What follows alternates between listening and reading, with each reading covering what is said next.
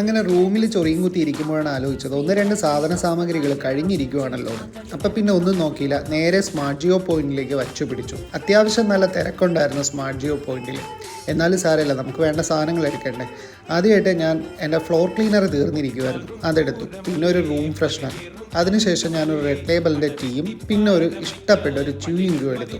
ഇതും കഴിഞ്ഞ് ഞാൻ നേരെ ക്യാഷ് കൗണ്ടറിലേക്ക് പോയി. സത്യം പറഞ്ഞു കഴിഞ്ഞാൽ ഈ മാസം വൻ നഷ്ടമാണ്. എൻ്റെ ക്രെഡിറ്റ് കാർഡ് ഇഷ്യൂ ഞാൻ മുന്നേ പറഞ്ഞില്ലേ, അതിന് വേണ്ടിയിട്ട് ഞാനൊരു 5000 രൂപ ട്രാൻസാക്ഷൻ കൊടുത്തു കഴിഞ്ഞു. അങ്ങനെ ഒരു 5000 പൊട്ടി.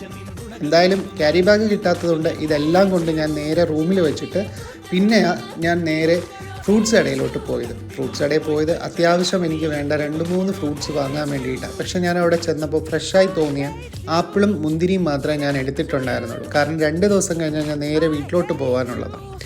എന്നും ഫാസ്റ്റ് ഫുഡും ചിക്കനും മാത്രം പോരല്ലോ, വല്ലപ്പോഴും ശരീരത്തിന് പിടിക്കുന്ന നല്ല ഫ്രൂട്ട്സും വേണ്ടേ.